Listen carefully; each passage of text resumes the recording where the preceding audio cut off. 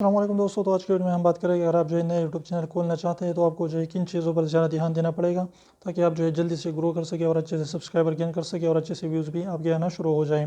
तो इसमें जो है मेन चीज़ें दो ही हैं जिस पर आपने जो है ज़्यादा से ज़्यादा फोकस करना होगा।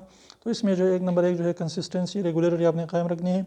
आप जो भी हो सके आपने दिन में जो है 2-3 वीडियो ज़रूर डालनी है। अगर इतने नहीं कर सकते तो एक वीडियो ज़रूर डालिए। अगर आप जो है कंसिस्टेंट रहें तो इंशाल्लाह इससे आप जो है बहुत जल्द कामयाब हो सकते हैं यूट्यूब पर।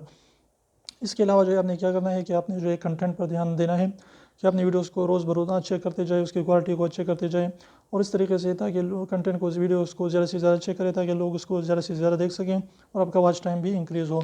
तो इंशाल्लाह अगर इन दो टिप्स पर आप अमल करते हैं और आप जो है कंसिस्टेंसी, रेगुलरिटी के साथ साथ कंटेंट पर भी ध्यान देते हैं तो आप ज़रूर इंशाल्लाह एक न एक दिन ज़रूर यूट्यूब पर कामयाब हो सकते हैं।